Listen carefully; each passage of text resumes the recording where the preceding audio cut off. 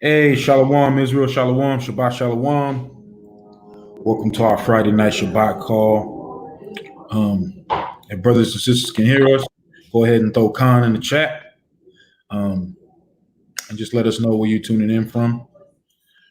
Throw our email address up so that if brothers and sisters have any questions, they can send it to the email address and we'll address it tomorrow during the Q&A. So tonight's lesson, when the brother Pawar, gives his classes, man, it's like a State of the Nation address every time. And so tonight's lesson is called Blind Leading the Blind.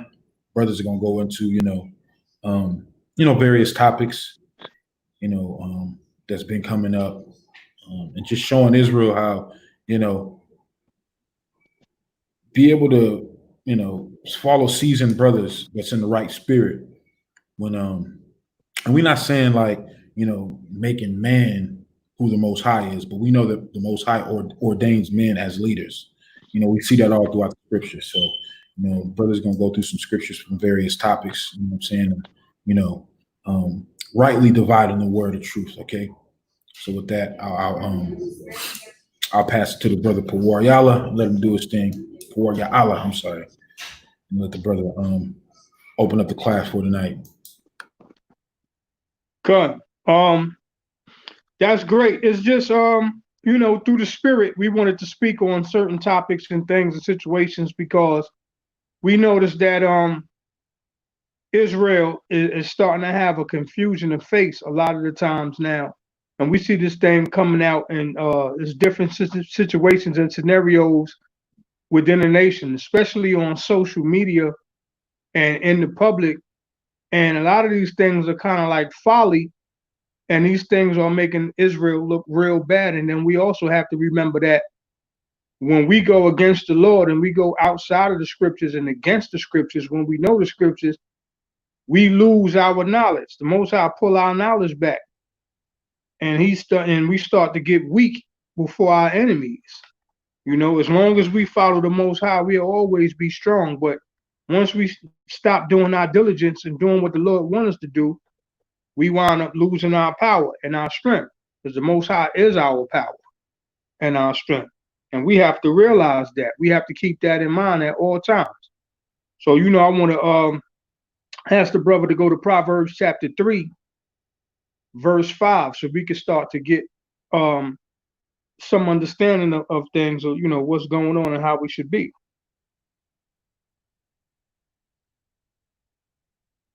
So, could one of the brothers get that for me, please? Proverbs chapter 3, verse 5. I got you. 3 and 5. Come. This is the book of Proverbs, chapter 3, verse 5. Trust in the Lord with all thine heart, and lean not unto thine own understanding. Right. So we can't lean unto our own understanding. We have to trust the Most High with all our heart. So you see, you have a lot of us that go against the culture and don't realize that we're cutting our own culture. Like when we look at things like polygyny, we're cutting into our own culture. That's a part of our history and heritage. Brothers going against the Northern Kingdom and the Southern Kingdom, going against each other. We cutting into our heritage. We bugging out. Brothers trying to make friends with all our enemies. We want to accept the red man, the real red man. We're not talking about the Gadite Native American that put buffalo blood on his face as war paint. We talking about the real red man, the one that his blood show up through his skin. Esau, they making friends with them. Brothers want to make friends with Ham. Brothers want to make friends with Japheth and them, all these other nations. That's cutting into our heritage because we never did that. We weren't the people that were based upon that. If we are a separate people or a set apart people, we supposed to be set apart. Okay, we can't have all this confusion. Can I say something real quick out of one? Go ahead, Lord. Go ahead. Because I see one of the main confusions right now is they see Ashkenazi Jew, and so they automatically try to say, "Oh, that's Japhet." See, the white man comes from Japhet. Blah blah blah. What brothers and sisters really need to understand is, and they can start at what we like to call, well, what history calls the Peloponnesian Wars. Okay, start there, because to understand why Esau calls himself after all these lands, you have to understand that he's a conqueror, and so he conquers these different places. And so, being a vagabond and not having a place for your own, you're going to take on the name of the lands that you conquer. That's why he's a Greek.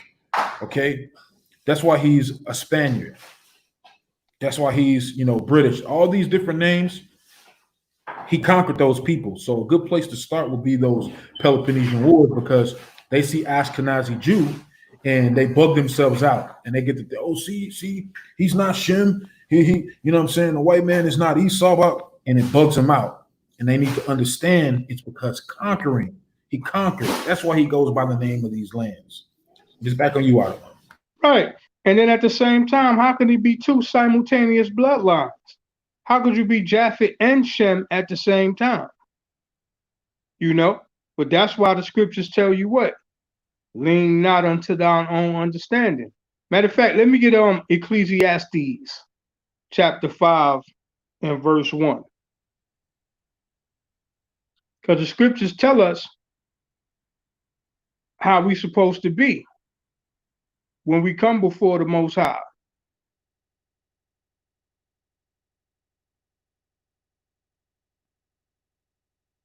Scriptures tell us a way how, we ought to be dealing with this knowledge. And we have to remember that the Lord entrusted us with this knowledge. So we can't do folly. We have to be sure as we can and steadfast as we can when we out there teaching other people, because once you get on that level where you're trying to teach, other people's blood is on your hands. Other people's life is in your hands. Because what it tell you, whoever teach a man to sin, he shall be the least in the kingdom of heaven. That's a warning. It may sound like you getting off, but that's a warning. Go ahead, King, whenever you're ready. Khan, this is the book of Ecclesiastes, chapter 5, verse 1. Keep thy foot when thou goest to the house of the Most High, and be more ready to hear than to give the sacrifice of fools, for they consider not that they do evil. Exactly. When you come before the house of the Lord, you gotta keep your foot. You have to be steadfast. You have to study. That's how you shore yourself up. Try fasting. When you want to go up and be a leader and all that, try fasting. Try studying and not just regurgitating what the next man said all the while. Taking this and taking that. A lot of people jump up and want to be the leader. You want to be a leader in 6 months. You want your own camp in 2 years. But you haven't studied a whole 6 months. And then you get embarrassed in public and things of that nature. That's bad, but that's what happens to brothers. It's like it takes time. Everybody had to go learn. Everybody had to go study in some form or fashion. Everybody had to go through one thing or another, or a chamber or another, before they just came out and prepared themselves. A lot of brothers just run around like, okay, you're near the knowledge, but you're not really grasping the knowledge, and you rushing. Let me get on James chapter 1, verse 3. Is to show sometimes what be going on out here. And this is what folly, and then you got the same folly all over the internet, widespread. So now everybody's a self-proclaimed leader and teacher, so forth and so on. Then you got a bunch of folly mongers running back and forth behind each other, or smart dummies, as we would call them. And that's not right, because they damaging themselves, a lot of them, and a lot of them are causing more damage than they even understand. And ignorance is bliss, but if you keep running to nonsense and you keep hugging it up, then you get taken up over into a vile affection. You keep going and doing wrong, then the vile affection get at you. And now you caught up, and not just, brothers that use that for physical things. enmities that come in the flesh, but it's enmities that come in the heart, which is your mind. We have to make a note of that. Whenever you're ready, King. You said 1 and 3? Come. This is the book of James, chapter 1, verse 3. Knowing this, that the trying of your faith worketh patience. Right. So brothers have to be patient. Also, sisters as well. Because different situations befall people. The Most High is not local hookups. When you come in the truth, oh, I got to get a spouse, This ain't local hookups. The Most High is not no genie. So a lot of sisters get dogged out. Sometimes brothers run into folly. You know what I'm saying? You wind up marrying a witch. You don't realize, she a go-go dancer by night and an Israelite in the daytime. It's bugged out, but it be happening. I don't mean to put up, make brothers laugh. No, but you just made me think of something. So I don't mean it's to the cut truth, you off. though. Nah. It's the truth. You know what I'm saying? And it's bad. It's bad out here. It look real bad out here. Sometimes, we all got to practice patience. Remember, Yahweh Shah said this: "In patience possess you your souls." So One. So I laugh because, just recently, right? I was watching the show Desus and Mero, and there was a scene where they took this Edomite chick. I don't know what her name is, right? But they wanted to give a tour of a Bronx ghetto where they were raised. So they took her to a pool hall. They took her to the local bodegas, and then they took her inside a strip club. And as I'm watching the show, a sister comes up to them, talking to them. In my mind, I'm like, how does that face look familiar? And let me finish before everybody starts assuming. Why does that face look familiar? I was like, damn, I can't get it. Then in the next scene, they go outside to shoot dice, right?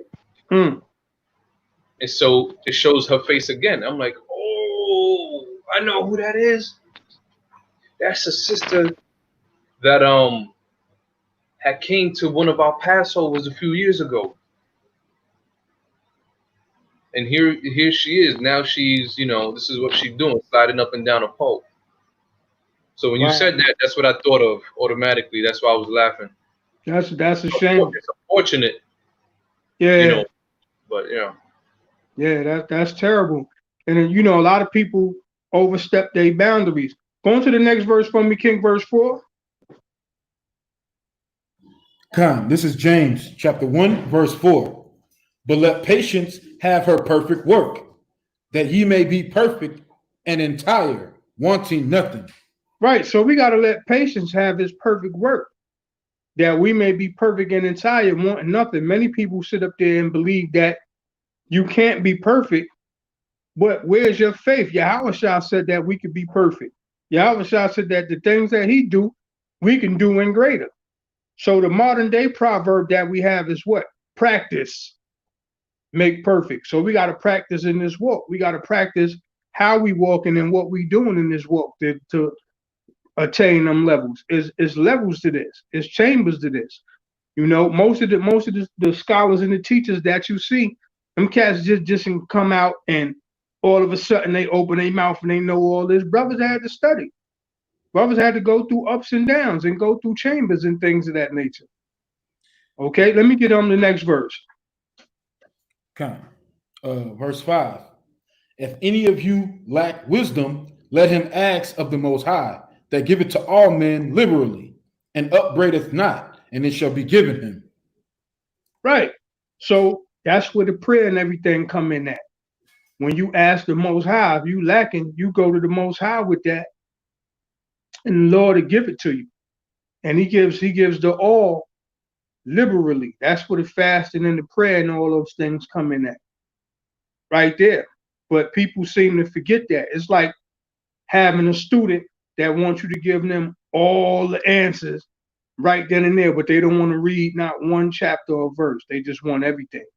And then you see some brothers who come into truth in 2 or 3 months, and all of a sudden now they want to be the captain or the leader or own the entire camp. And they be bugging out. you know, lacking wisdom, but not really asking from the Most High. They sitting up here, following off of somebody else or regurgitating things. And a lot of the times, it'd be a lot of misinformation out there or folly out there. And it's like the answers is there. All brothers got to do is read and study. But another thing brothers have to realize is that certain things is not meant for everybody. The Most High give knowledge to everybody, but some brothers are going to be a little smarter than others. Some brothers are going to have a little more knowledge than others. By the grace of the Most High, everybody's not always on the same level. And some brothers, you know, they have to calm down with some of the things that they do because they trying to be the smartest in the room or be the smartest in the nation at all times, and they bring folly down on themselves. Facts. A lot of the time. Facts. Let me get Ecclesiasticus and Apocrypha, chapter 3 and verse 21, Baba Kashaw. If you don't mind, because that's something that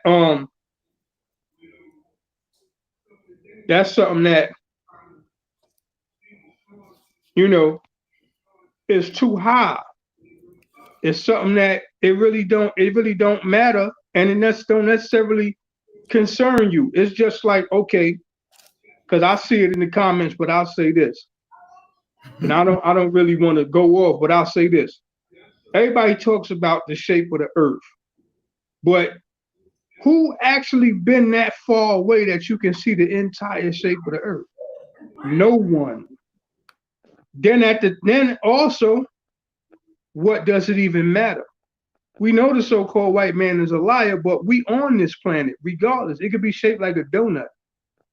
It don't matter, because our life is not about what the shape of the earth or none of that. It's good, you know, having that, being able to understand certain things is great. But that's not what our life is based on. That's not what our walk as Israelites is based on. Our walk is to serve the Most High. Okay. Then when the Most High feel like it, Yahweh shall return, they're going to give us an edification that nobody on the earth could give to us. Okay. You know? And real quick, I see people asking questions in the comments, right? Brothers and sisters, like we said at the start of the broadcast, if you have a question, send your question to the email address that's scrolling across the screen, and we'll address that question tomorrow for the Q&A, right?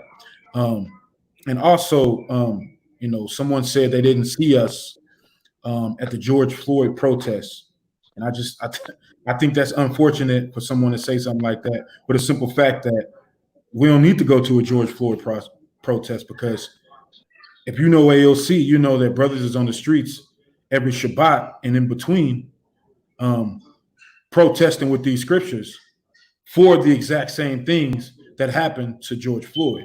So it doesn't take one of our brothers and sisters being murdered at the hands of these race soldiers under the banner of police for us to go out and protest, because brothers is doing that all the time, because we know the oppression that our people are facing. So we're not going to just jump up to go to the protest just because that's just what we do all the time anyway. When we out on those corners, you know, preaching the word, trying to wake up the lost sheep, that is a protest. We're protesting our people to turn back to the laws of the Most High and the faith of Christ. Go ahead. Hey, can I say this real quick? Go and not to put down any other brothers in Israel, right, that may have gone to the protest or whatever, but AOC was doing that, almost since 10 years ago, right, before it became sort of like a fad for some Israelites, you know, the ones who don't do it in sincerity, the ones who do it just to put it on camera, right? We've been doing it before it became a fad in Israel, to go to these marches and speak to our people at these marches, right? You could go to our channel and check the year. So, you know, it's nothing new to us, but we don't record every move that we make, you know. You know, and the brother Abiyashai broke it down beautifully. Yep, con. We don't been in marches, riots, all kinds of things without a camera on us. So we haven't done that. It didn't take us to have try to have our own, a great number of men. We've been in small numbers, we've been in medium numbers, and not even a great amount of men. We've been out there doing it for the longest. We're not gonna name drop some of the scenarios because we want to let the dead rest. So we're not going to say we was at such and such site of such and such as murder or site of this or that, but we've been in a lot of places where nobody else were a lot of times. But going back into the subject, Bubba Kashaw, King Abishai, could you go give me Ecclesiasticus chapter 3 and verse 21? Come. This is the book of Sirach or Ecclesiasticus in the Apocrypha, chapter 3, verse 21. Seek not out the things that are too hard for thee, neither search the things that are above thy strength. Right. So a lot of the times brothers got to sit back, they got to go to the drawing board because they trying to figure things out that's too high for them.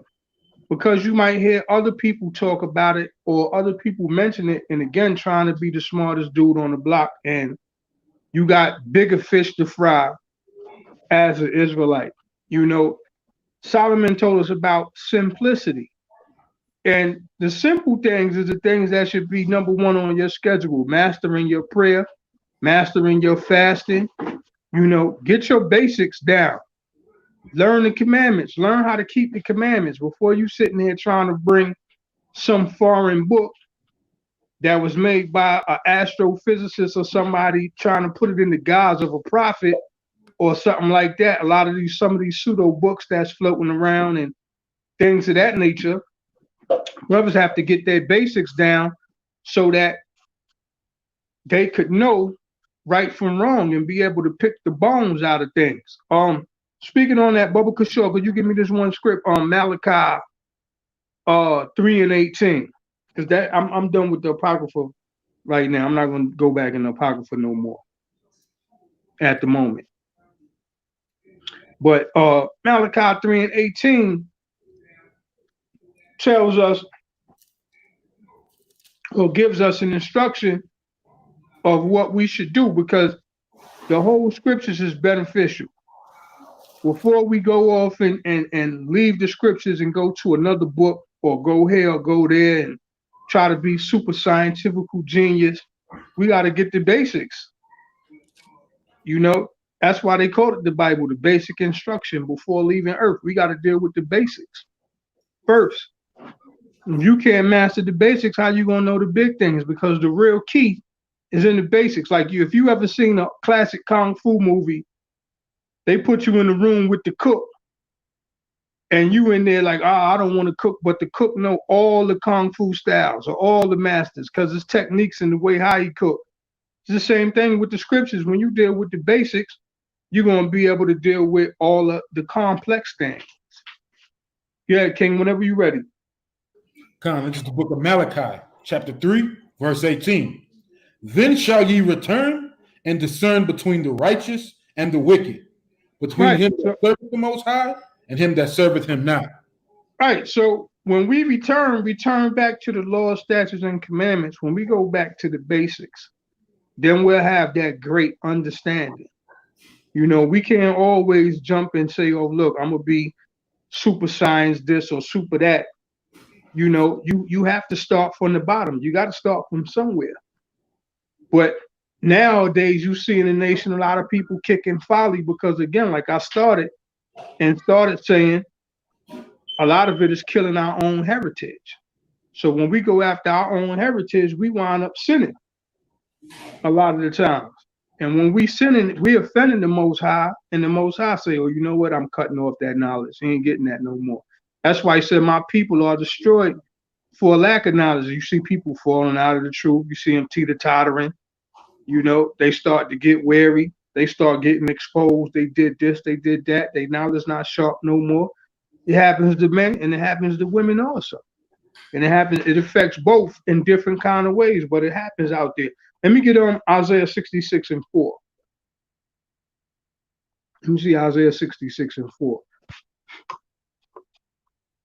Because when the Lord come to us, he give us all that chance to repent and do right.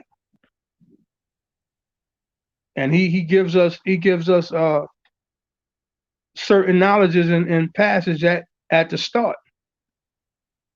But a lot of us, we start to get too funky for ourselves, start doing things, and the next thing you know, here come the delusion. Whenever you ready, kid.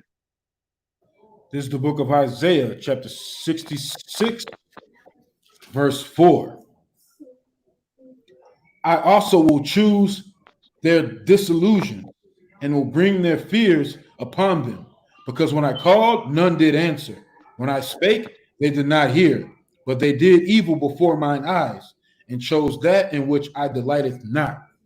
Right. So you got a lot of things going on that people was teaching, like smoking and so forth and so on. There's a lot of things that's being taught that's wrong.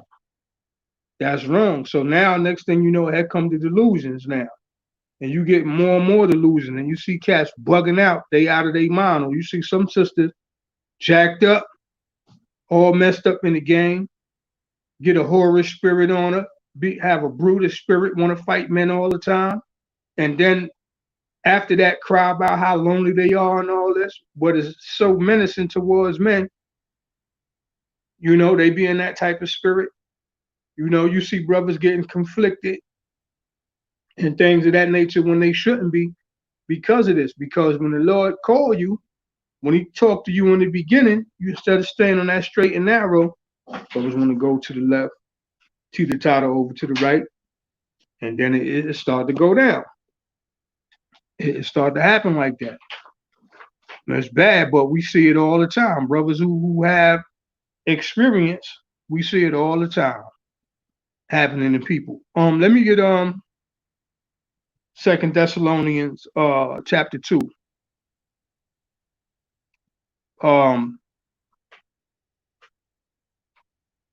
Verse 11.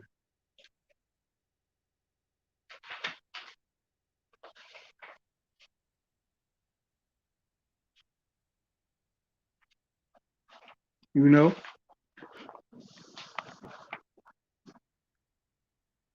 So when they keep playing around and playing with the Most High and doing these things that they know that they shouldn't, this is how you have a lot of people getting caught up.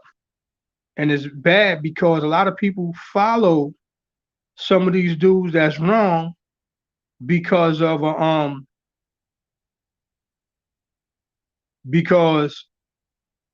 you know, of a fad. You know, they want to be you know, they want to follow the fashionable person sometimes. And sometimes, a lot of times, it's not even about that. Not about the fashionable person or the person who got the most likes or whatever. Whenever you're ready, King. This is the book of 2 Thessalonians, chapter 2, verse 11. And for this cause, the Most High shall send them strong delusion, that they should believe a lie.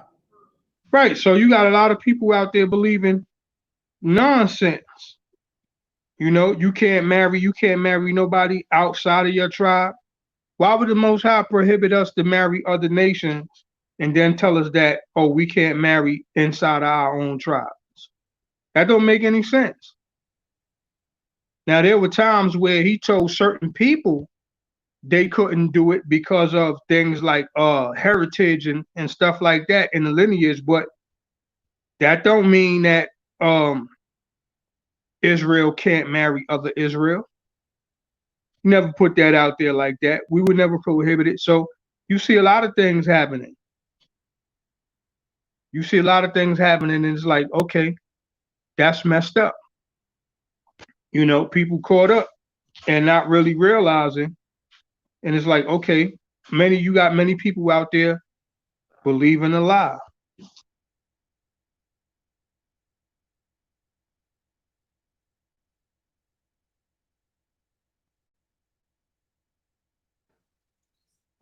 Brother probably got kicked off for a second. Hey, yo, Pawar, are you there, King? I'm on my way. I'm on my. There you go. Can you hear me? Okay. Yeah, I believe I froze up, so I don't know, what happened.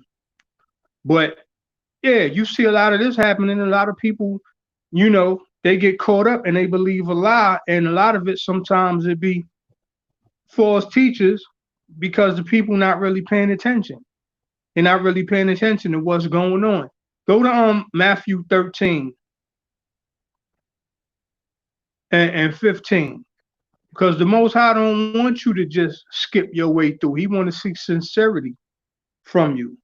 He want to see the genuineness in you. This is not about Showtime Israelite. I'm a Showtime Israelite. Everything is about a camera and being famous in the land and all this and all that. Now the Lord sometimes put fame on us. Sometimes it make people adore us and all that, but it's really about putting in that work and serving the Lord with sincerity. Whenever you ready, King. This is the book of Matthew, chapter 13, verse 15. 15. For this people's heart is waxed gross, and their eyes are dull of hearing, and their ears they have closed, lest at any time they should see with their eyes and hear with their ears, and should understand with their heart and should be converted, and I should heal them. Right. So at this time, you see that, it's talking about a lot of people's heart is growing gross. You can't be a gigolo and the Most High just gonna put you up on all that knowledge and all that. You running around, you a Rasta man Israelite.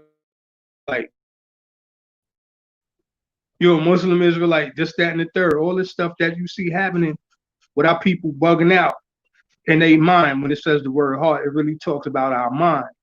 A lot of people, they don't hear. Oh, you can't rebuke me. I'm not part of your school. I don't got no leader. You can't tell me nothing. You can't correct me. I can do what I want to do. So forth and so on. All of that type of stuff. So you got a lot of people that they don't want to hear nothing. Not realizing that the Lord used all of us. He speaks to us all at times, and people act like their eyes is closed, so as much as you'll see us get on Esau, so forth and so on. Oh, Esau ain't the white man. Blah, blah, blah. Yeah, but look at what they doing to you. Even if they wasn't, look at what they doing. So we warning you, but their ears is dull of hearing, their eyes is closed. You still want to make the devil your friend. You still want that to be your homeboy. And then they turn on you. Here come Karen and whoever else. Now you a nigga, you this, you that. So they don't see and they don't hear. So when they don't see and they don't hear, the Most High don't put that anointing on them. And a lot of people fall underneath them type of teachers and don't even really realize, what they doing.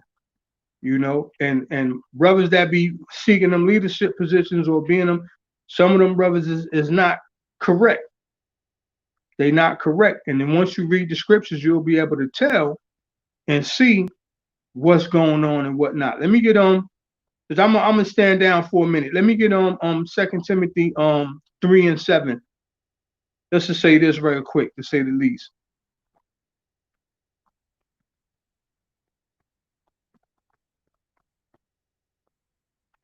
Matter of fact, scrap that. Let me get Salakia, John 5 and 45.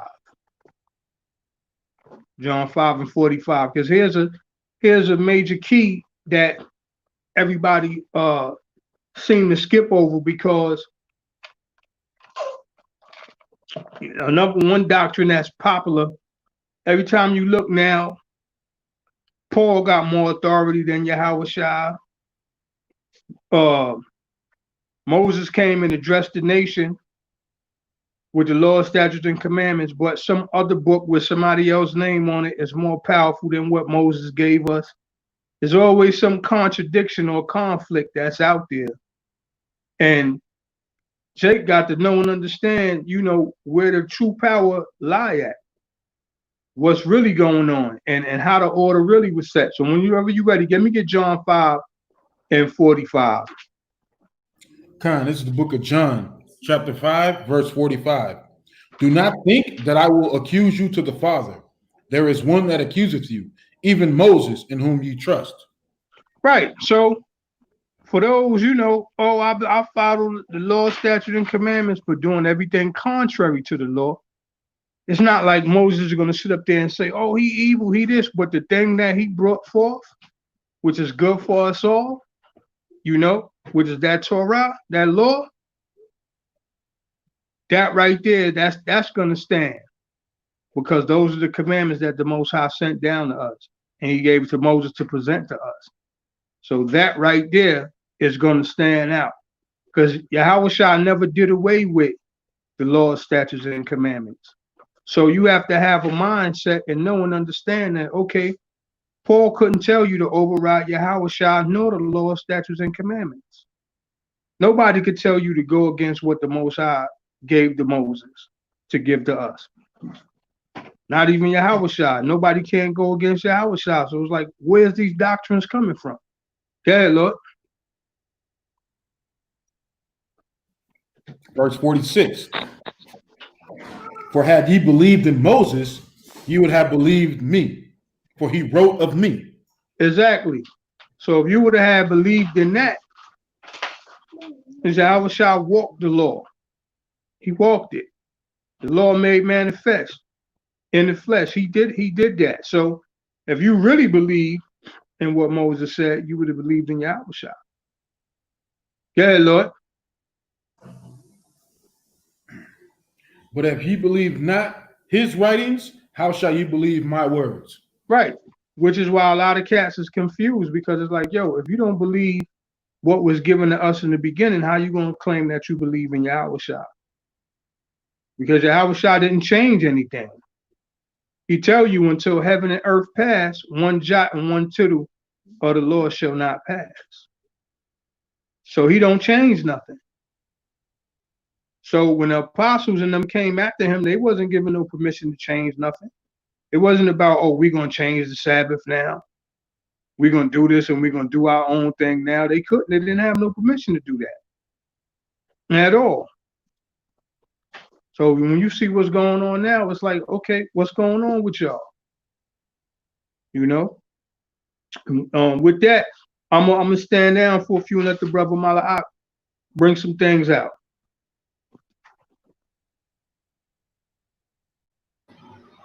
Come throughout everyone. So yeah, just like you mentioned, some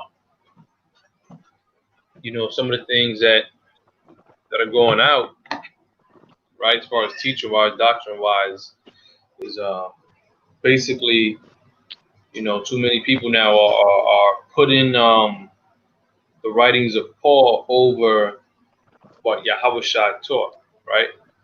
The thing is, it's not that Paul contradicts Yahweh Shah. It's the lack of understanding of what Paul wrote and how he wrote it, right? That has, created this quote unquote Pauline doctrine, right?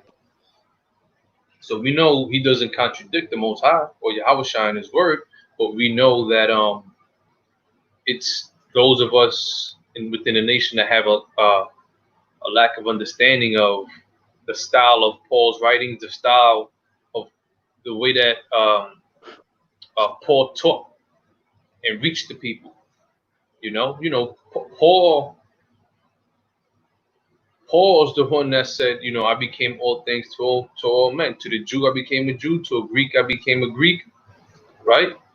He said, some men, I pulled in by guile. Guile is how? I mean, guile is what? It means deceit, meaning in a cunning manner, right? So Paul used every single avenue to plant the seeds that needed to be planted and help bring people into the walk, right? So that's why Paul's letters and his writings are written in that manner, and it throws people off. So one of the things that just wanted to touch on real quick, which me and the brother Abiyashai have spoken on it on several Q&As, but I'll go into it real quick because there's one that we didn't touch on, which is Acts chapter 16 and verse 1, I believe. But before we go there, I wanted to show this, right? I wanted to go real quick, just to open it up real quick with Isaiah 42. So if someone could get me Isaiah 42. You already know where we're going, Abiyashai, real quick. Right? Because guess what?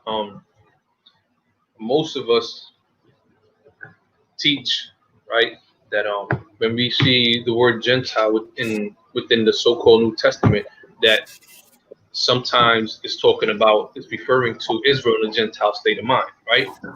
And we just naturally assume that only began within the so-called New Testament, but we have to keep in mind, Israel has been in captivity, since the inception of the nation, right? So, in the New Testament, it's not the first time Israel that were going off. That was the first time that they were referred to as Gentiles, right? So let's go to Isaiah 42 real quick. This is the book of Isaiah, chapter 42, verse 1. Behold, my servant, whom I uphold, mine elect, in whom my soul delighteth. I have put my spirit upon him. He shall bring forth judgment to the Gentiles. Right, it says he shall bring forth judgment to the Gentiles. So this is a prophecy of the Messiah, Yahushua, right? It says he's going to bring forth judgment to the Gentiles, right? Now watch this. Jump up real quick to go to verse 5. Verse 5. Thus saith the Most High, the Lord of heaven, the Lord that created the heavens and stretched them out. He that spread forth the earth and that which cometh out of it. He that giveth breath unto the people, unto it, and spirit to them that walk therein. Come on, guys. I, the Lord, have called thee in righteousness, and will hold thine hand, and will keep thee, and give thee for a covenant of the people, for a light of the Gentiles. I will give thee for a covenant of the people, right? For a light of the Gentiles. See, it says for a light of the Gentiles. So now, because it's in Isaiah, in the so-called Old Testament, most of us would assume this is talking about a natural Gentile, a heathen, right? But I always say this to my fellow AOC brothers, right? Whenever we doing our personal classes, I always say, always pay attention to some of the phrases within some of these verses, right? Because there's always key phrases and key words within scripture verses that will lead you to the understanding, right? There's always things that may pop out, key words, right? So now it says he shall be, it says for light to the Gentiles. Now watch this. Let's follow all the clues that's going to tell us who these Gentiles are within the same chapter, by the way. So read verse 7 out of 1. To open the blind eyes, to bring out the prisoners from the Salakia, to open the blind eyes, to bring out the prisoners from the prison, and them that sit in darkness out of the prison house. Right. So these Gentiles, right? It says to open the blind eyes. So their eyes are blind, right? Meaning they don't know, they don't have the truth of who the Messiah is, Yahushua. They're not keeping the ways of the Most High, so they're in spiritual darkness, right? So it says to open the blind eyes. So these Gentiles are blind, right? They're in darkness, and it says they're in prison houses. So they're spiritually blind and they're in prison houses, right? Now watch this. Jump up to verse 16. Come, verse 16. And I will bring the blind by a way that they knew not. Stop right there. So this is the same people in verse 7. These Gentiles that are blind. Remember, verse 7 said blind eyes. Verse 16 says, and I will bring the blind by a way that they do not. Right? Come on. And I will bring the blind by a way that they knew not. I will lead them in paths that they have not known. I will make darkness light before them, and crooked things straight. These things will I do unto them, and forsake them not. Mm-hmm. They shall be turned back. Stop They right shall there. It says they shall be turned back. In order to be turned back, it means to return. To return, meaning you've already had to have been at that particular point, and then stray away from it in order for you to be able to be returned back. So we know. So this is another key point to pay attention to, because if this was speaking about a natural heathen Gentiles, when were they ever one with the Most High? Never. So they got nothing to turn back to. See, like I said, there's key phrases and words that give you the hint, right? But this is just the beginning of it. Continue reading, another one. They shall be turned back. They shall be greatly ashamed that trust in graven images. Mm-hmm. That say to the molten image, ye are our gods. Hear, ye deaf, and look, ye blind, that ye may see. Right, it says, hear ye deaf, and look ye blind, that ye may see. Keep in mind, this is still chapter 42, and this is these Gentiles that need light that it's speaking about. So it just said, who is blind but my servant? Now watch this. I'm going to read this real quick. It says, who is blind but my servant? This is Isaiah chapter 44 and verse 1. Yet now hear, O Jacob, my servant, and Israel whom I have chosen. So these blind Gentiles in Isaiah 42, who the Most High called his servant, right? It says, who, here is the question, who is blind but my servant? Isaiah 44 and 1 just said, Jacob is my servant. So these Gentiles here in verse 42 is talking about the blind of the nation of Israel. But continue on, other one. Who is blind but my servant, or deaf as my messenger that I sent? Who is blind as he that is perfect, and blind as the Lord's servant? Seeing many things, but thou observest not. Opening the ears, but he heareth not. The Lord is well pleased for his righteousness' sake. He will magnify the law and make it honorable. But this is a people robbed and spoiled. All of them snared in holes, and they are right, so now, in houses. So now these people, these quote unquote Gentiles that are blind, deaf, that are his quote unquote servant, it says this is a people robbed and spoiled. Come on. But this is a people robbed and spoiled. They are all of them snared in holes, and they are all hid, and they are hid in prison houses. Mm-hmm. They are for a prey, and none delivereth.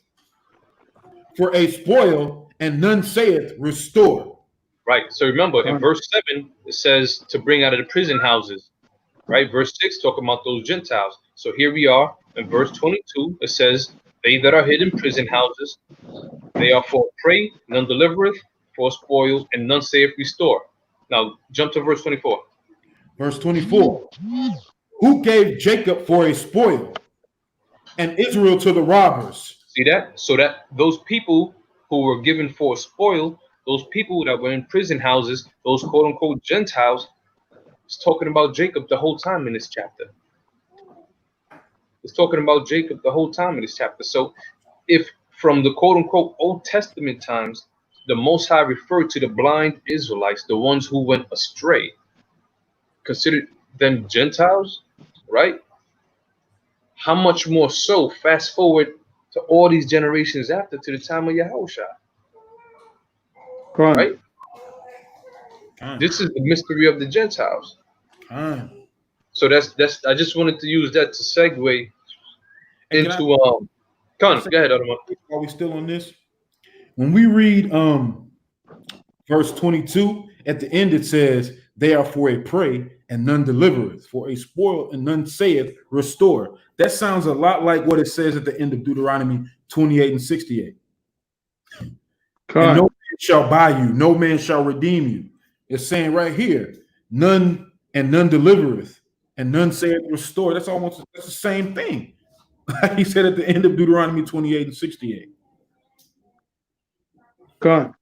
Can I say this? When you go down to verse 24, he's saying who gave Jacob for a spoil. He's not describing no heathen. He said who gave Jacob for a spoil and Right. Israel to the robbers. Did not the Lord against whom we have sinned? Okay, so it lets our people know what happened. Also sounding like Deuteronomy 28, the curses. If you don't keep the law, the Most High send all these curses upon you. So forth and so on. Gone. So we're gonna use that to segue into Acts chapter 10. Cause somebody, Baba Kushal, get me Acts chapter 10. We gonna Okay. tackle this thing real quick, right? You got that, Okay. Paul? Here, give me 1 second. Con.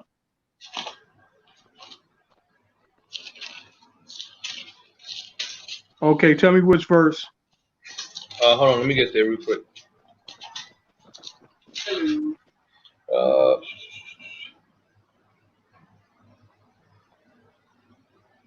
Okay, you can start from verse 1. Okay, Acts chapter 10, verse 1. There was a certain man in Caesarea called Cornelius, a centurion of the band called the Italian band, a devout man, and one that feared God with all his house, which gave much alms to the people and prayed to the Most High always. He saw in a vision, evidently about the 9th hour of the day, an angel of the Most High coming into him and saying unto him, Cornelius. And when he looked on him, he was afraid and said, What is it, Lord?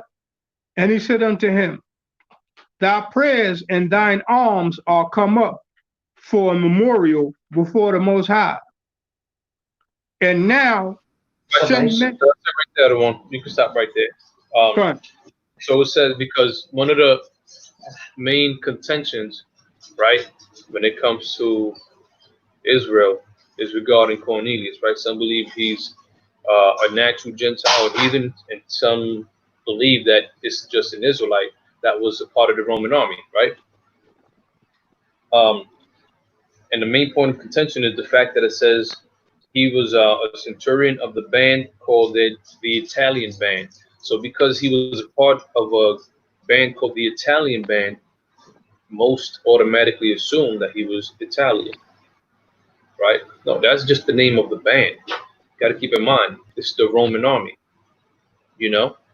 So where was the heart of Rome, of the, you know, the Romans? Italy, right? So it's called the Italian band. So a couple things to pay attention to, right? It says there was a man in Caesarea, right? We know Caesarea is it's in Palestine, right? Says called Cornelius, a centurion. We have to look up what is the definition of a centurion. When you look up within the Greek, within this verse here, a centurion is a captain of the Roman army. It's a man that oversees 100 soldiers. So Cornelius was captain of the Roman army who oversaw 100 soldiers. That's what a centurion is by biblical definition, right? Says the Italian of the band called Italian, right? 2, it says he was a devout man, one that feared the Most High and gave alms to the people, right? It's prayed to the Most High, right? And then verse 4 says, Thy prayers and thy alms are come up for memorial to the Most High. If you know how the Roman army worked, you know that a Roman would have been considered committing treason had he been giving alms to a whole nother government, right? The Roman army, those above him, would have put Cornelius to death, right? You got to keep in mind, because his natural Gentiles and natural Romans Why would they give alms? Why would they give monetary assistance and pray to the Most High when they had their patron deities? That wasn't a Roman thing. But yet, from the times of John Hyrcanus, you had Israelites that entered into the Roman army. And guess what? A lot of them were still keeping the feast days within them still being within the Roman armies up to a certain point, right? And I'm going to prove that in just a second. So it says he was a devout man. He gave alms. We know that wasn't a Roman thing, right? Say he was a centurion of the Italian band, meaning he was just a captain that oversaw 100 men. So now to further prove this point, right, I'm going to go to a historical reference. I've used it before. So this is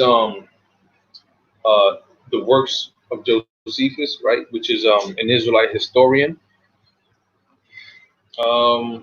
Let's see. I think it's page 380, if I'm not mistaken.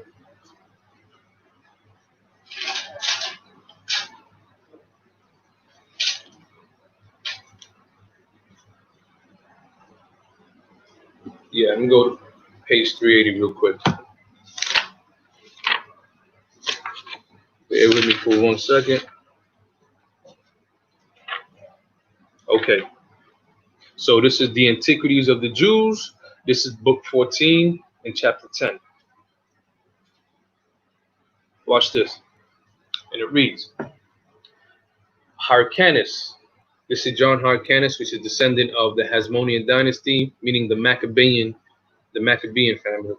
So it says, Hyrcanus sent also one of these ambassadors to Dolabella, who was then the prefect of Asia, and desired him to dismiss the Jews from military services.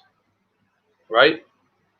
Now, I'm going to jump down to portion 16, right?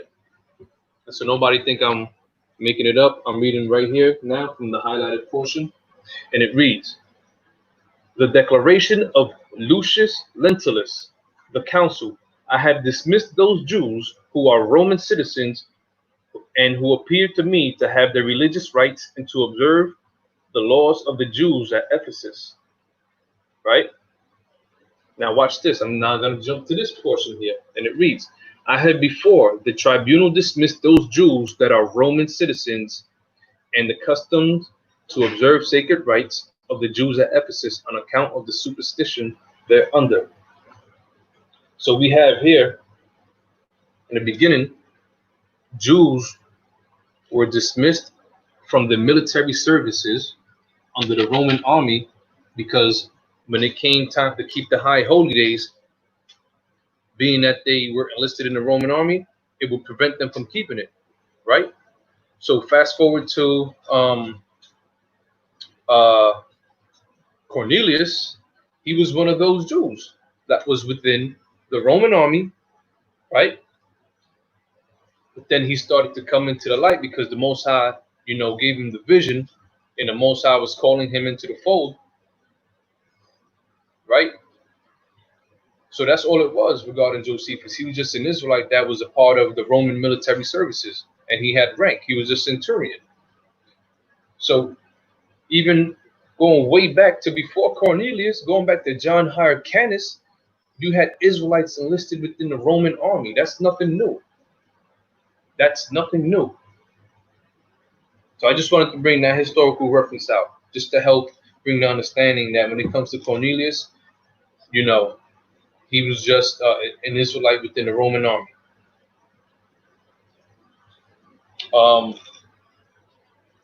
Okay. Let's see what other point that I want to bring out. Okay, I don't know. You can get me Acts 16. Unless you got anything to say on that before I continue. Nah, King. Excellent point. And we have to remember that throughout the different diasporas or throughout the different slaveries that we were in, Israelites sometimes landed in these different lands. That's why it tells you about Israelites from all under the kingdom of heaven in Acts chapter 2. You know, brothers have to remember that, and they also have to remember that when we was in our full strength, we had garrisons. So with us having these garrisons of different military men, some of these families stayed where they were sometimes. Sometimes people stayed where they were, and then through the different captivities, you had diasporas that were being, you know, different people spread in different places because of the different captivities that we went in at different times. Everybody didn't always come back completely at one time. Sometimes people stayed after they had, you know, they had got a chance to be free out of captivity. Some people stayed in certain lands, you know, or some of the military men stayed in certain lands. And then you look at Rome. Rome is just like America. You know, they're gonna give you an incentive for you to stay and join their army and do this and do that, you know, and people was doing it. It's just like not long ago, they was telling people that they'd let them get a green card and citizenship if they be part of the army. You know, Rome was the superpower in that day. Everybody wanted to be protected by them. So joining their army, you was in there. You had weapons, and you knew that, you know, on and in a lot of places, people wouldn't do stuff to you because they knew that you were a Roman citizen, especially if you was part of that army, you know. And you had on that gear, you had protection in different places. So people went for that. Same way how they act like in America, you know, something happened, the U.S. embassy gonna come, you know, you can contact the embassy. You can go to the consulate in different countries and get certain protection, you know, so forth and so on. But that's all I just wanted to say, King. The water. You're on the ball. What verse you want me to start at? Acts 16 and 1. Okay, cut. Acts chapter 16 and verse 1. Then came he to Derbe and Lystra, and behold, a certain disciple was there named Timotheus, the son of a certain woman, which was a Jewess, and believed, but his father was a Greek. Well, hold on. Wait a minute.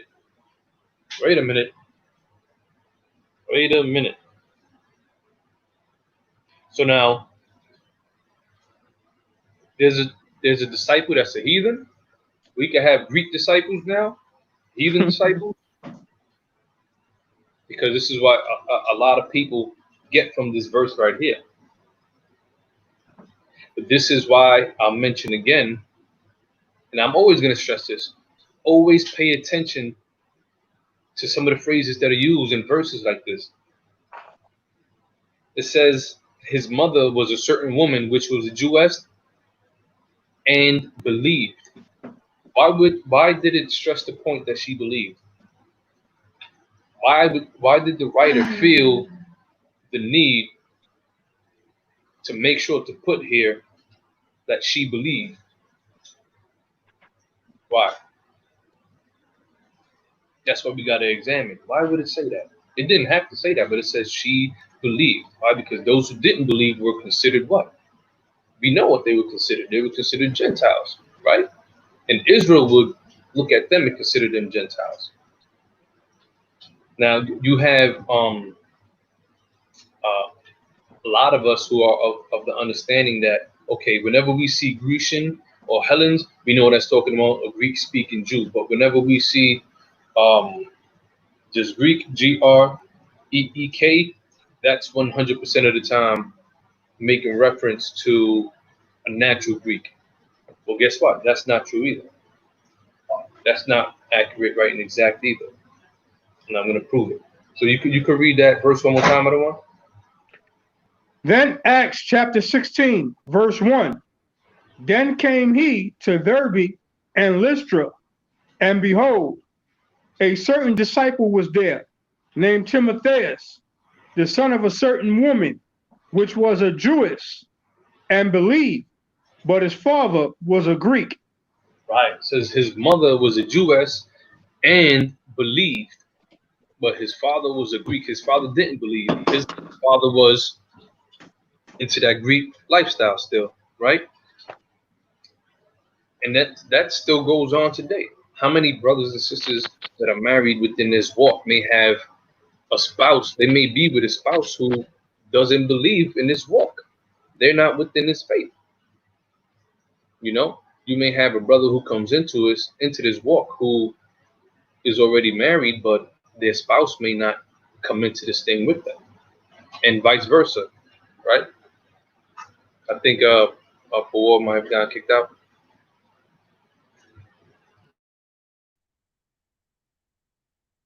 Yeah, I'm back in. Say again, King. You was calling on me?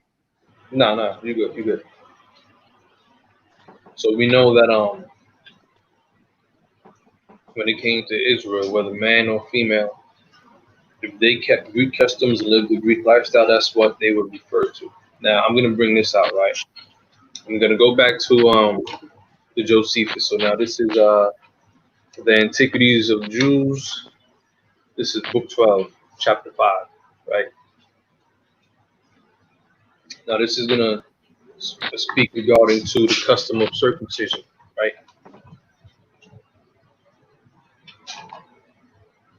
Once again, so y'all won't think I'm BSing, I'll be reading from the highlighted portion right here.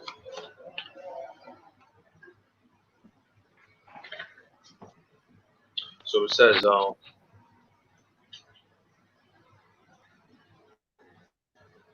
and the sons of Tobias took the part of Menelaus, but the greater part of the people assisted Jason.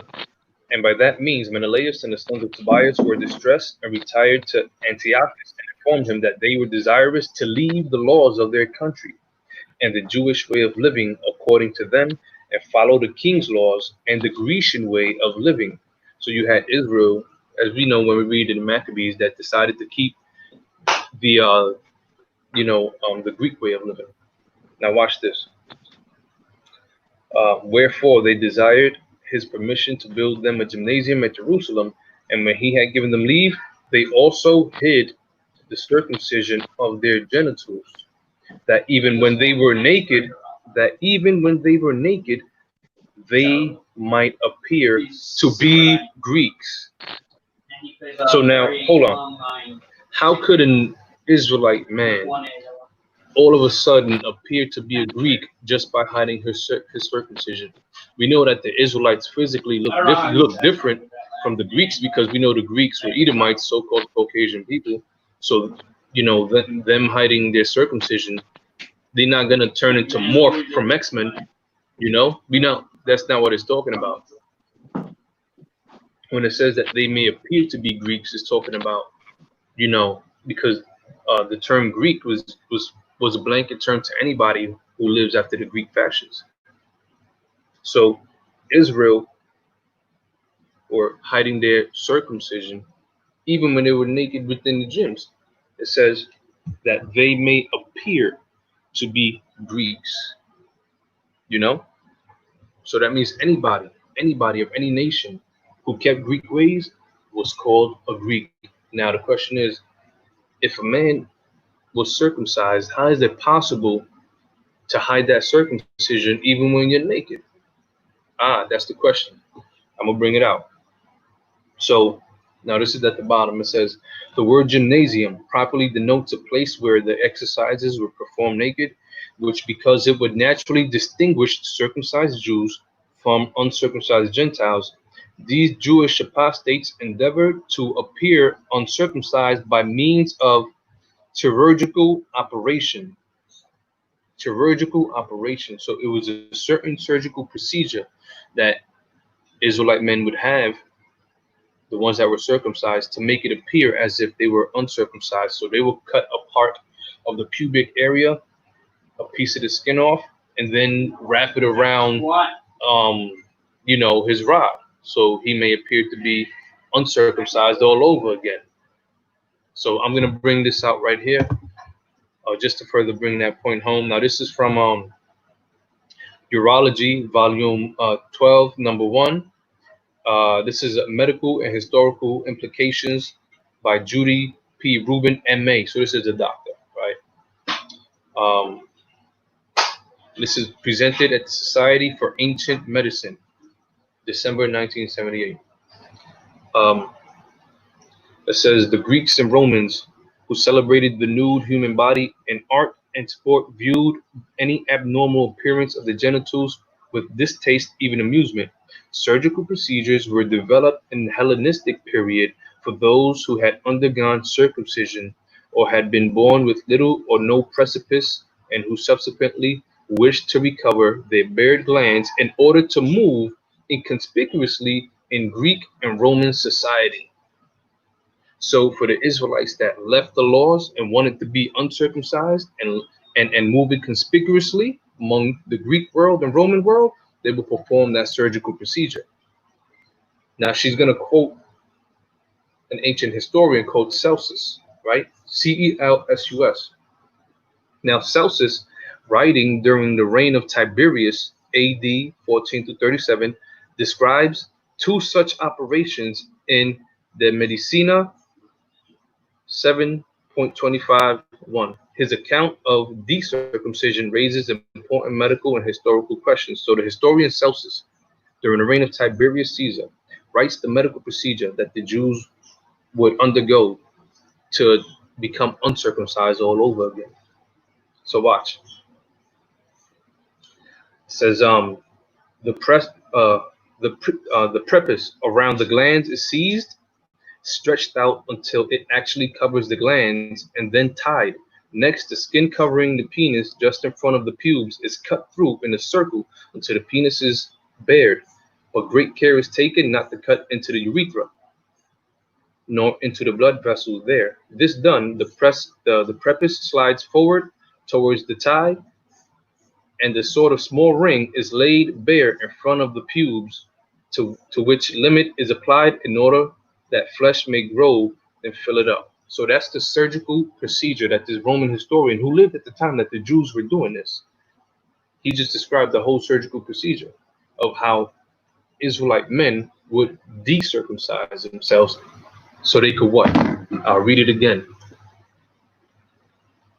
That they may appear to be Greeks. So when it says Timotheus' father was a Greek, he was just another Israelite Jake who decided to keep on keeping Greek customs, and he was called a Greek because of it. It's that simple. It's that simple.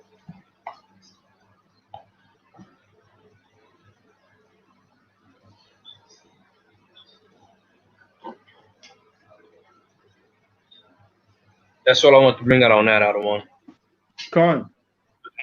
I don't understand, like, if sometimes we got to delve a little deeper into history, right? If you understand the world of in which Yahushua lived and the disciples lived, we know they were under Roman captivity, so we have to study, okay, what was the manner in which the Romans treated the Jews when they were ruling over them? What laws did they have to oversee Israel? What bylaws were to set up governors of setting up in order to keep Israel in that position, right? And if we don't read some outside sources, a lot of times we won't get full understanding when we read, these stories within the New Testament. We don't have the proper understanding of the New Testament world. So that's what I want to bring out on. Right. Also, we have to remember that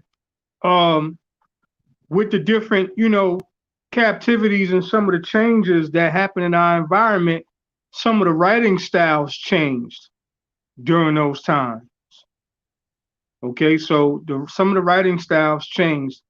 And one of the things that make King James so great is the fact that he allowed the scriptures to be given out to the common man.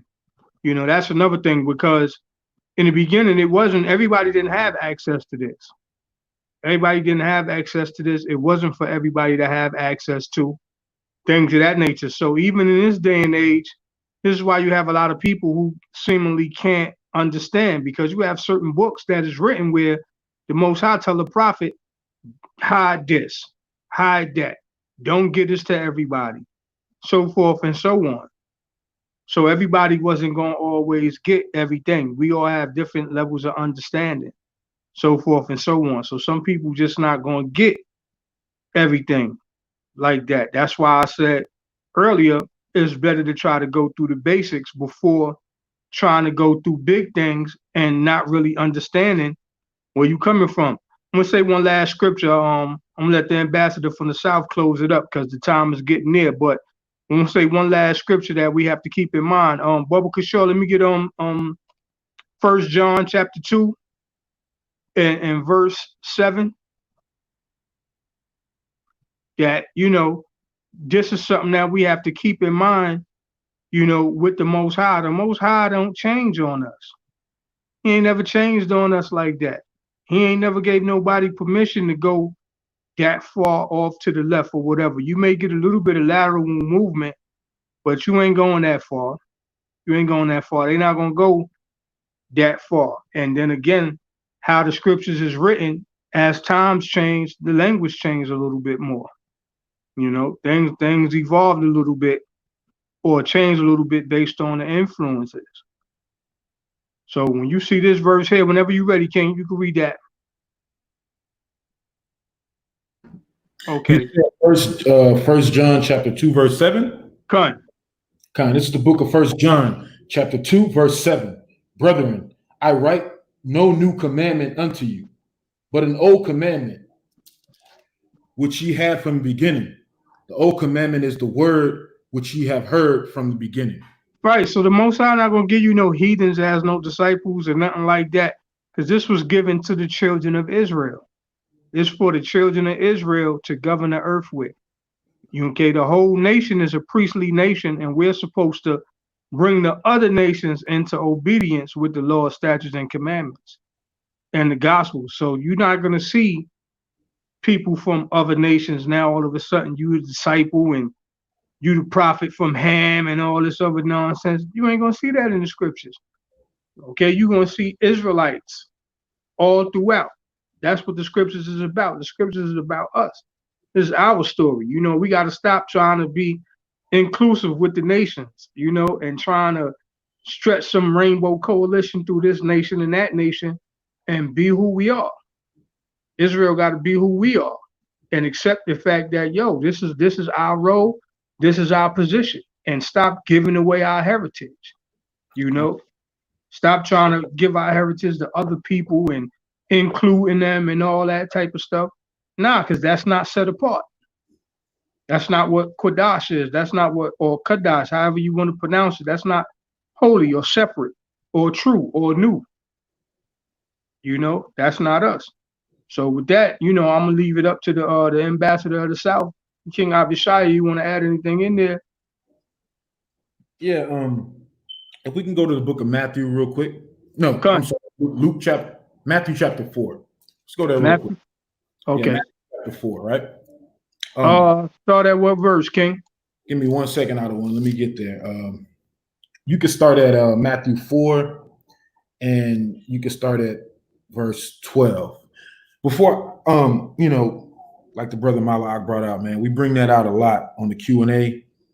We bring this information out on what we have Alpha Omega Clan University for the young, for the soldiers amongst AOC.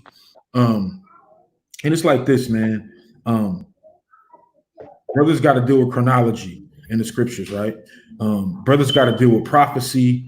Brothers got to deal with the history. And a lot of brothers aren't really doing that. I say this all the time, and I say this especially to the newer brothers and sisters amongst the faith, right? When you get into this New Testament, it's very convoluted. Because before we got into this faith, we didn't know what the Apocrypha was. So we didn't know what that history was, right? And so you open this book up as a Christian and you start at Matthew. Then you get to the epistles of Paul, and it's like so much going on. But you got to understand that Daniel gives us all these major empires, right? He speaks about the Greeks, he speaks about the Romans, but you don't hear about that Greek captivity anywhere outside of the book of Maccabees. So a lot of us have never read that, right? And so we get into the New Testament, and the Israelites are in Roman occupation. And so it's like, what the hell is going on? You read a scripture that says there's no Jew or there's no Greek, right? There's no Jew, there's no Greek. So you mean to tell me it's the only people that can obtain salvation are Jews and Greeks? If we're going with the thought process that the Greeks are the Gentiles is speaking of that are given salvation, right? So only the Jews and the Greeks, right? What about the other nations? Why doesn't it say there's no Jew or there's no Canaanite? Why doesn't it say there's no Jew or no Egyptian? No Jew, or no Amalekite? Why doesn't it say anything like that? Because when it speaks of the Greeks, it is speaking of Israelites. So first, I'm going to deal with Yahweh Shai, and Malak broke down Isaiah 42 beautifully. So watch this. Let's deal with, because here's the thing we need to also understand, and we need to get it out of our minds. The Gentiles given salvation in the New Testament, they're not just Northern Kingdom Israelites. They're Southern Kingdom Israelites also, because Israelites from both houses went off and became Gentiles. And we're going to get that. So read what you got out of one. Okay.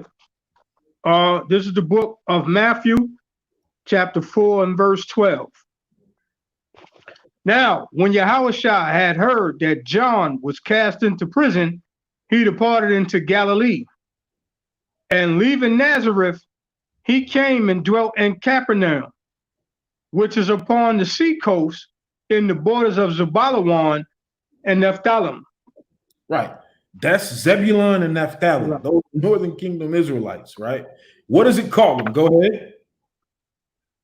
And leaving Nazareth, that it might be fulfilled, which was spoken by Isaiah the prophet, saying, the land of Zebulun and the land of Naphtali by the way of the sea, beyond Jordan and Galilee of the Gentiles. See that? It calls them Galilee of the Gentiles.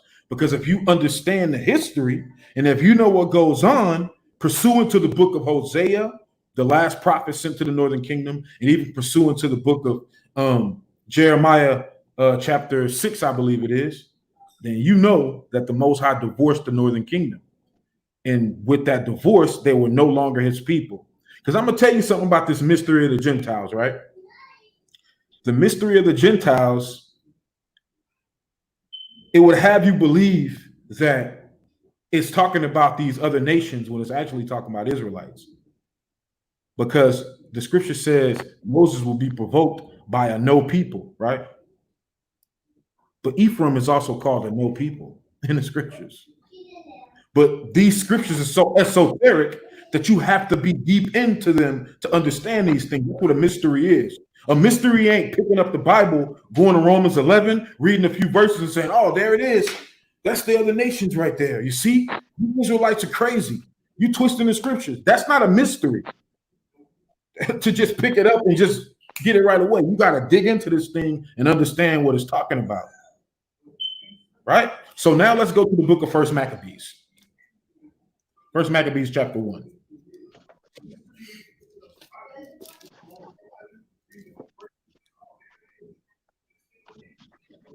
And the thing about First Maccabees chapter 1,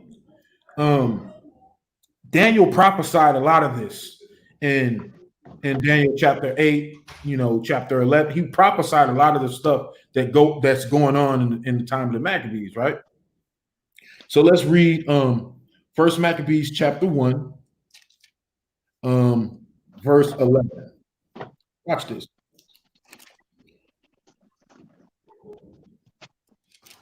I'm gonna pick up on that. I'm not sure if we got kicked off. Come.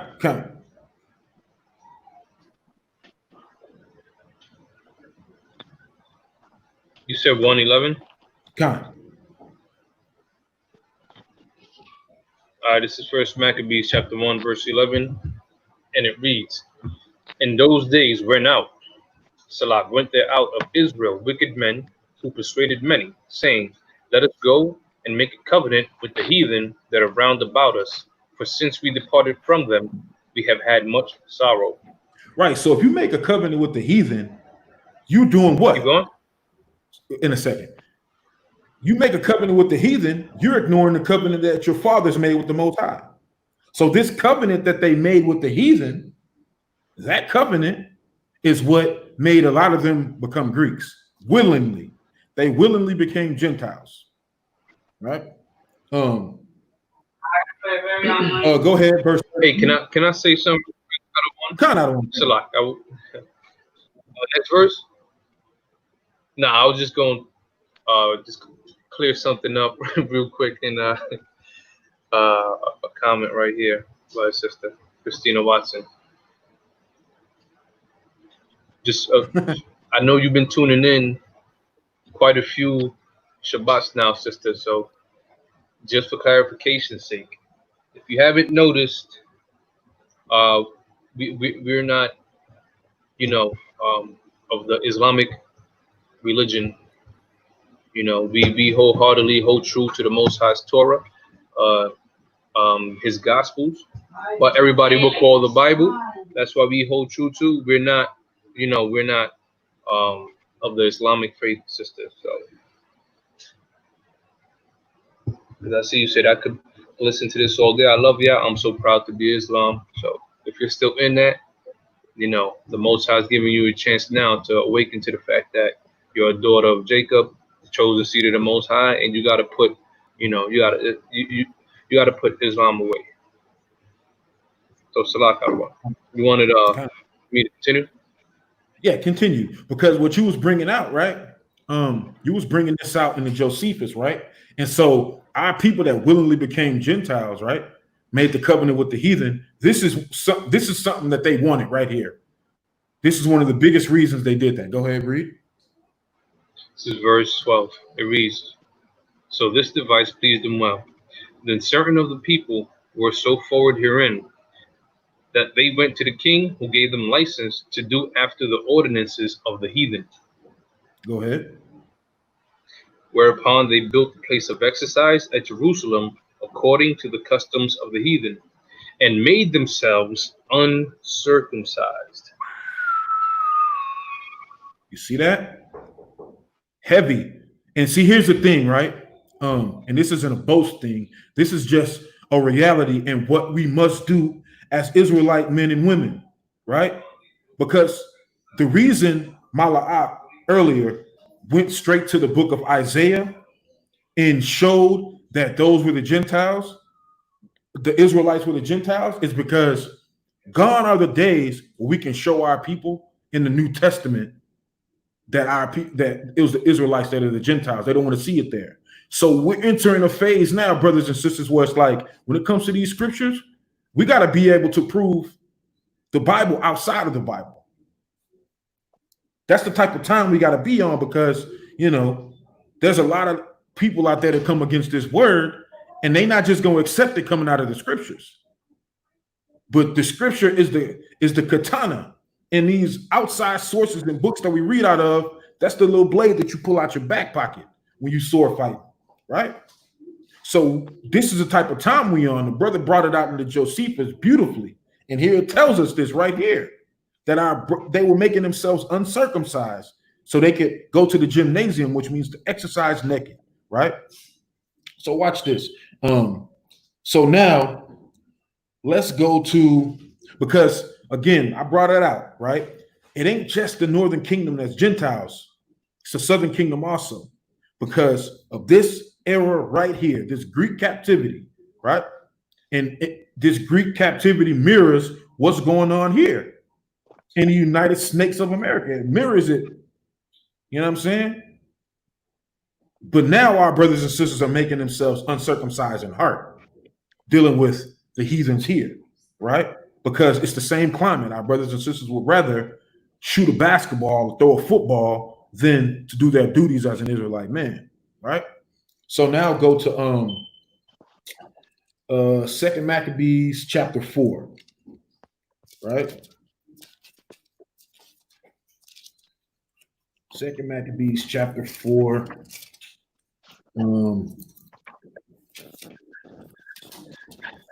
And I want you to start at verse 13.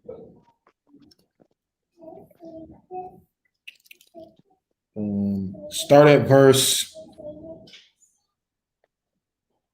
9.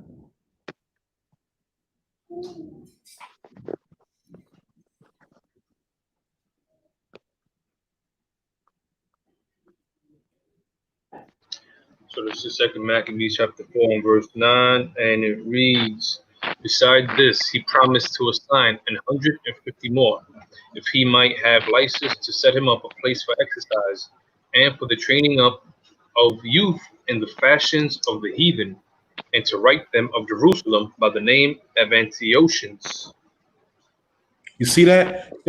So two things, right? It says the training up of youth in fashions of the heathen. I like sports. Brothers grew up watching sports, but it's a heathenish custom, right? And it says to write them of Jerusalem by the name of Antiochians. That's like when you see LeBron, Kobe, you know what I'm saying, Chris Paul, Jordan, all of these brothers on the dream team, they're Israelites, but they're written by the name of Americans. That's the same thing we see here, right? Now watch this. Jump to verse 12.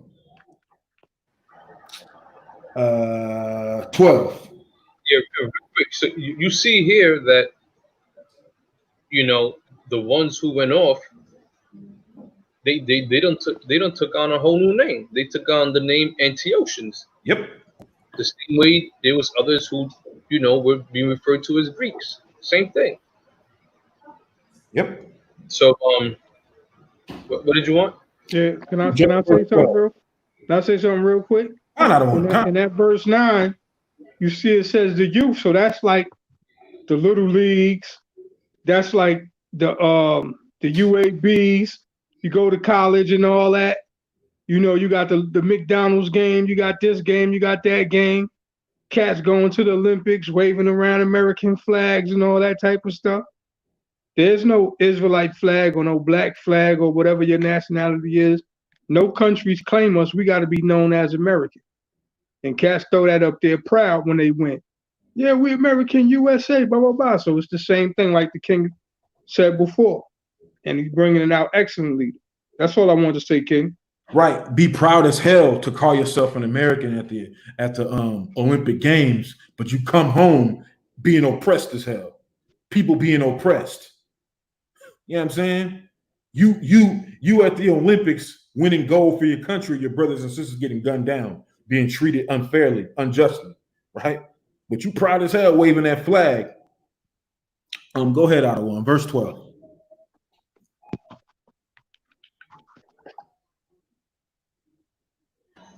Okay, verse 12. For he built gladly a place of exercise under the tower itself, and brought the chief young men under his subjection, and made them wear a hat. Made them wear a hat. There go your baseball cap. Go ahead.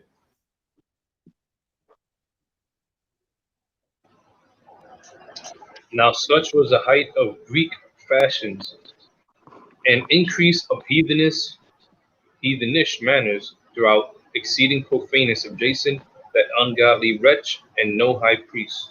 Go ahead.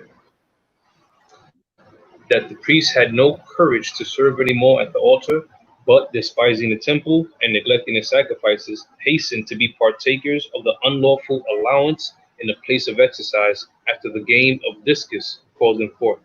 Right. The game of discus called them forth, right? They would rather deal with discus than they would, serving at the altar for the Most High, for the power, for our power. They'd rather play these sports than deal with the Most High, right? Go ahead, verse 15. Not setting by the honors of their fathers, but liking the glory of the Grecians best of all. Now, let's go to chapter 6 real quick.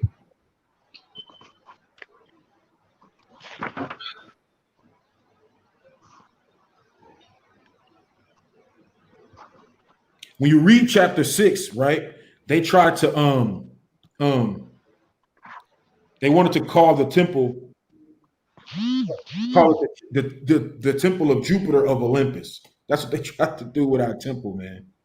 These damn heathens. Go ahead, Adawan. Read verse 6 and 6. Okay. And it reads, neither was it lawful for a man to keep Sabbath days or ancient feasts or to profess himself at all to be a Jew. You see that? It wasn't lawful for them to do that, right? So you have a lot of our people that willingly became Greeks, and you have some of them that were so afraid that they didn't even follow the law, right? And this is why. Go ahead, verse 7.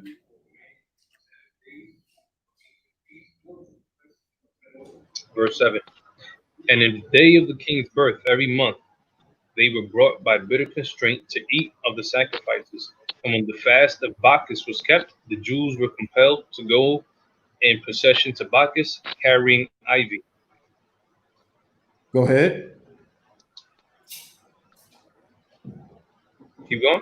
Yeah, time. Moreover, there went out a decree to the neighbor cities of the heathen by the suggestion of Ptolemy against the Jews that they should observe the same fashions and be partakers of their sacrifices. And whoso would not conform themselves to the manners of the Gentiles should be put to death. Then might a man have seen present misery.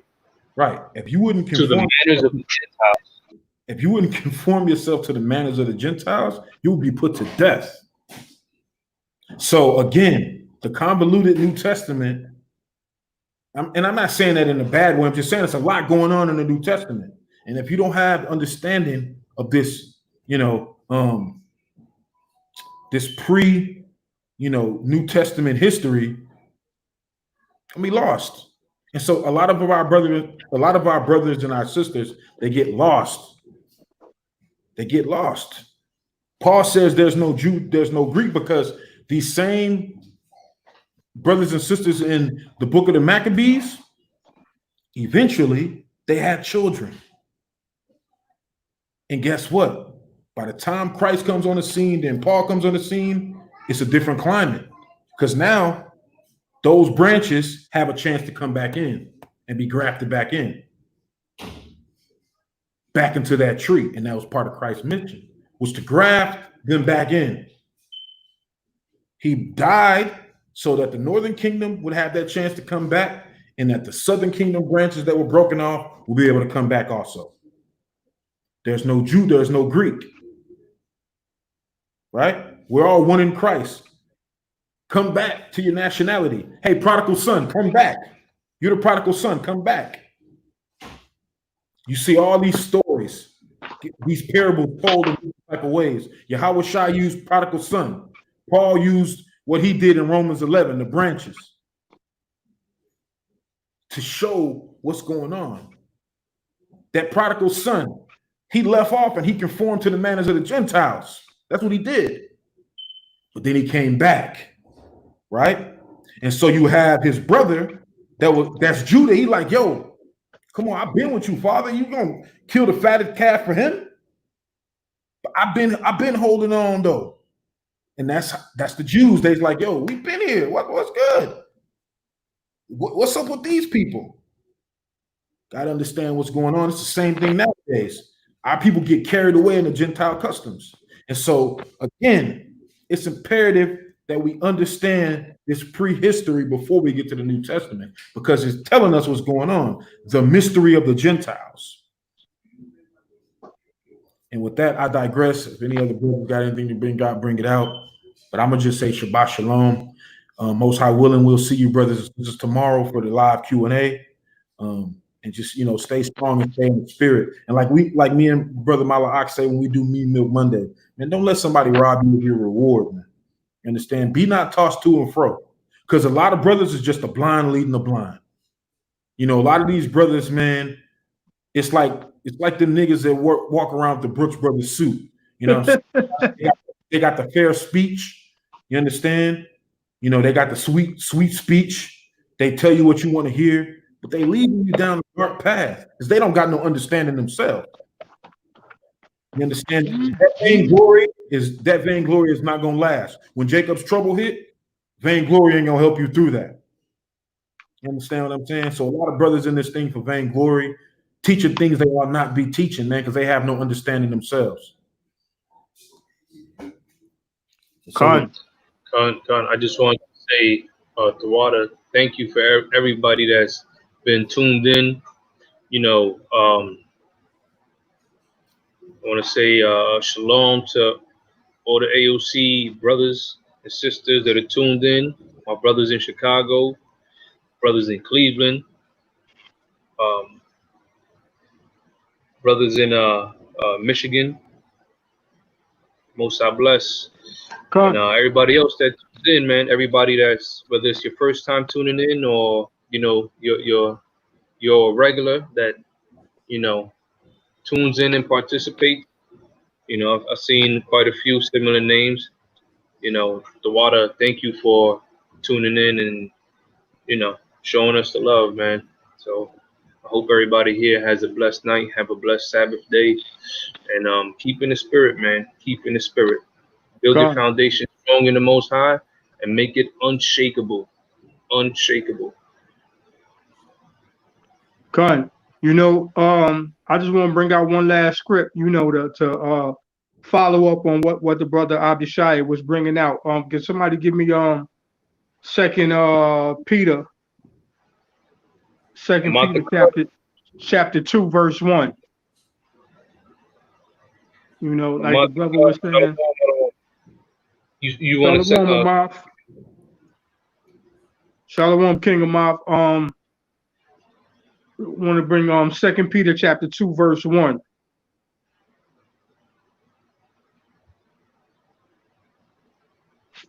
Shalom to the sister Duana and all the rest of the brothers, the rest of the sisters and them that's been coming in and listening and tuning in to us. This is the last scripture I want to add in. 2 Peter chapter 2. Yeah, verse 1. We got to keep this in mind. 2 and 1, and it reads, "But there were false prophets also among the people, even as there shall be false teachers among you, who privily shall bring in damnable heresies, even denying the Lord that bought them, and bring upon themselves swift destruction." That's right. So you got false teachers around, and y'all got to be wise. Y'all got to be on y'all square and study your scriptures yourselves as well, and see what it is, because the Most High is not the author of confusion.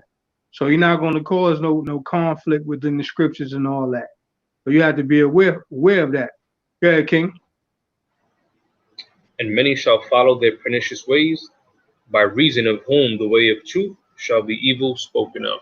Yep, because cats twisting up scriptures, presenting scriptures the wrong way and things of that nature. So you got to be careful. You got to be on your square with this and be alert. Go ahead. "And through covetousness shall they with feigned words make merchandise of you, whose judgment now of a long time lingereth not, and the damnation slumbereth not." Yep. So you see them, they make a merchandise. So they trading women back and forth, and they want all the money that you donate, and you making tithes, and you able to make garments, or you the latest little, you a beat maker or something. They using you up for your talents a lot of the times. So y'all have to be wise and be alert about yourselves, and study the scriptures to show thyself approved, so then you can see who's really bringing out truth towards y'all and trying to lead y'all right, and as opposed to letting y'all get caught up and, like brothers say, letting people rob you of your reward, because the damnation slumber not. You might think you got away with it, but the Most High like, nah, you ain't get away with that, and then it come back and bites you down the line. So with that, I'm gonna also digress, and say shalom and kwam yasha Allah to the nation. Also, Words, aka Karatazat, the water for that earlier, Adawan. The water for that earlier. So yeah, everybody have a blessed night. To Allah. If you're gonna tune in tomorrow, tune into the channel tomorrow for our Q&A. So if you have questions now that you want answered, send it to our email right now. So that way, come tomorrow, we'll have answers for you. So the email scrolling across the bottom right here, Alpha Omega Clan AOC 300 at Gmail. Send us your questions and we'll go through them tomorrow. P.L. Stevens, Shabbat Shalom. David 869, Yahweh Bashem Yahweh Shai Barakatah. Good night, everybody. Shalom. Shalom.